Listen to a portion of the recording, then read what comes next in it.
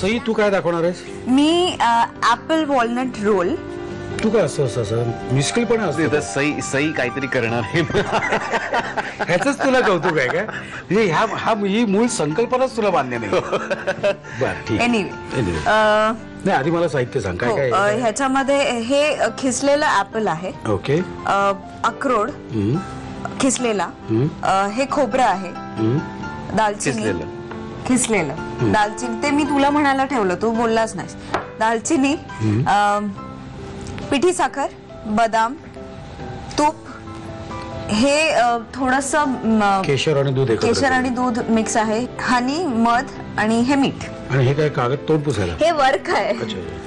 हे डेकोरेट करायला नंतर झाल्यानंतर. तुझा चेहरा असा का? मला हा इतका तो मिस्किलपणे असतो ना, मला कळतच नाही त्याचं म्हणणं काय. ओके, आता काय करायचं? मी आता त्याच्याकडे लक्ष न देता मी पण नाही लक्ष. माझा पदार्थ कसा त्याच्यापेक्षा चांगला होईल याच्याकडे नाव काय सई पदार्थाचं? Apple walnut roll. क्या बात आहे. बोलायला सुद्धा. आता सगळ्यात आधी घरचं साजूक तूप आपण पॅन मध्ये टाकूया. ओके. कोणाचा रे आवाज? आपला मक्याचा आवाज, मकरंद अनासपुरीचा आवाज छान काढतोस. तर मला असं वाटतं की हिला मार्गदर्शन जे जे करशील ते वेगळे त्या दोन आवाजात कर. काय कसं? नक्कीच चालेल. समजा भरत दादा इथे आता मी ह्याच्यामध्ये शेडेड ऍपल करणार आहे. नाही, त्याला मराठीत सांग ना बाळा, काय म्हणायचं? लोक मराठी आपले. किसलेलं सफरचंद. किसलेलं सफरचंद. आणि हे फारच नैसर्गिक आहे बरं का. मध्ये मध्ये असं हसलं ना की पदार्थ फार छान होता. असा हसता हसताच खावा माणसानं. हसत हसतच मी मोठा झालोय. आता ह्याच्यामध्ये वॉलनट, मला मराठीत सांग ना. अक्रोड किसलेले अक्रोड बरं का. बुद्धी फार चांगली राहते. अक्रोड हा असा मेंदू सारखा असतो ना, त्याच्यामुळे बुद्धी छान राहते. आणि सईची ही अतिशय सुंदर रेसिपी. भरत दादांना ही रेसिपी समजा कशी वाटली असते सई? वा वा वा, सईनं अत्यंत सुंदर असा पदार्थ केलेला आहे. इकडे सफरचंदाचा किस आहे, गलगले नाही पण आवडले. आता याच्यामध्ये आपण थोडस दालचिनी टाकलेली आहे. क्या बात आहे. मध हे टाकलेलं. मध आपल्याला मधाची एक साखरेपेक्षा वेगळी टेस्ट असते. गोडवा किती पाहिजे त्याच्याप्रमाणे आपण ऍड करावं मध, चवीप्रमाणे ऑफकोर्स. ओके. केशर आणि दूध तर खूप हेल्दी, त्यामुळे मी सगळं टाकू का? मला काहीच प्रॉब्लेम नाही, आम्हीच खाणार. सगळं टाक. आमची तब्येत चांगली राहील काळजी तू घ्यायची. आणि थोडासा ह्याचा मला रंग खूप आवडलाय, मँगो येलो. बाळा मराठीत सांग बरं.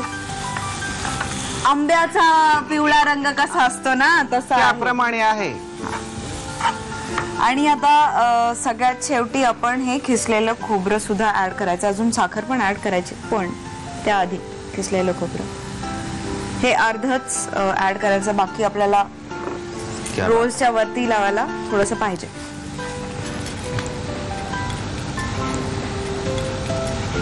आता आपण पिठी साखर घालतो ना. पिठी साखर किती गोड पाहिजे त्याच्यावर बरं बरं का रे. मीठ टाकलं तिने. एवढं मीठ टाकलं? मीठ होतं ते. आणि ना चवीसाठी एकदम एक दाणा, एकदम थोडस, अगदीच थोडं, किंचित. ओके. सगळं आता व्यवस्थित आपण परतून घ्यायचंय. हो. आणि हे गार झाल्यानंतर ह्याचे रोल्स बनवायचे. ओके. आणि सईने अतिशय आत्मविश्वासाने ते सगळे परतून घेतलेले आहे, ते बाउल मध्ये काढलेलं आहे आणि ते थंड झालेलं आहे. आता पुढे काय करायचं आहे? पण पुढे जायच्या आधी मला एक सांग, ही रेसिपी कोणाची आहे?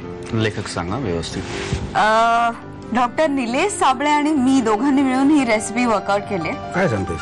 पण नाही असं नाही, असं काही नाही. मी पहिल्यांदा खरं सांगतोय, ते तिचं आहे. मी काही लिहिलेलं पण नाही. थोडस आपल्या प्रेक्षकांनाही पटायला हवं की तुला काहीतरी येतं. नाही ते काय जोक, माझ्यावर जोक करण्या पलीकडे तुला काहीतरी येतं असं. सो नाही, ही रेसिपी माझी आहे, पण निलेशचे काही सजेशन्स आहेत. जसं की डॉक्टर असल्यामुळे त्यांनी मला सांगितलं खव्याच्या ऐवजी आपण फ्रूट बेस वापरलाय. आपण आपल्या आवडीची फळं कोणतीही वापरू शकतो, ज्याच्यामुळे म्हणजे आपल्याला आनंद होईल. हा. आणि हे मळता आलं पाहिजे. म्हणजे ते काय म्हणायचं, व्हॉट डू यू कॉल, वळता आलं पाहिजे लाडू सारखं. फणस आय डोंट नो. बरं बघूया, आपण करून बघूया. ओके, आता हे काय करतेस तू? हे मी आता आपण गुलाबजाम कसे करतो तसं त्या शेपचं बनवते. म्हणजे पटापटा होतील. ठीक. निलेश फक्त बघेल नक्की. आणि मला तर असं वाटतं तू जरा कॉमेंट्री कर. हो हो. तर यांनी जे हे बनवलेलं आहे हे कितपत योग्य आहे याच्यावरती तुम्ही विचार करा. मला तुमच्याकडे यायचंय, मला तुमची प्रतिक्रिया जाणून घ्यायची की हे तुम्हाला कसं वाटतंय, हे बरोबर केलेलं आहे का नाही, आता बरोबर केलेलं आहे का म्हणजे नाही. आपल्याला? मला तुमची प्रतिक्रिया डायरेक्ट पाहिजे, थेट पाहिजे, इकडून तिकडून नको. हे बरोबर आहे की नाही पण तुम्ही जर मला बोलायलाच दिलेत नाही तर मी तुमची माझी प्रतिक्रिया देणार कशी? बोला. नाही, मध्येच मला तुम्ही थांबवताय ना, मध्येच तुम्ही मला थांबवताय. माझं म्हणणं असं होतं की तिने जे केलेलं आहे ते आपल्याला जर त्या तुमच्या त्या खोबऱ्यामध्ये घोळवता आलं तर ते मला बरं पडेल ना. बरं, ते नक्की खोबरंच आहे का याच्यावरती माझी शंका आहे. खोबरं आहे की मीठ आहे? सई, ते खोबरं आहे जर निलेश. तिचं मीठ असतं तर काय झालं असतं, करा विचार. खारट लागलं असतं, अजून काही झालं नसतं. याच्यावरतीच आधारित असणार आहे माझा पुढचा सवाल की हे मीठ असतं तर काय झालं असतं. तुम्ही विचार करा, आम्हाला मेसेजेस पाठवा. मला पुन्हा तुमच्याकडे यायचंय. सर मीठ असतं तर तुम्ही खाल्लं असतं पण का? आता हे रेडी आहे निलेश, त्यामुळे थांब जरा. हे काही जादूचे प्रयोग?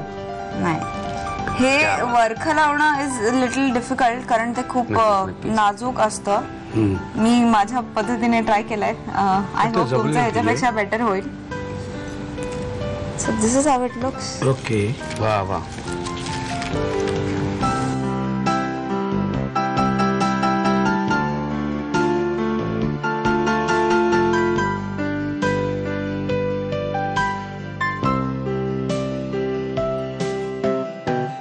क्या बात आहे. जम्या वा वा. याबद्दल तुमचं काय म्हणणं आहे? याबद्दल आमचं असं म्हणणं आहे की हे अतिशय सुंदर दिसतंय, अतिशय सुंदर आहे, तुम्हालाही आवडेल.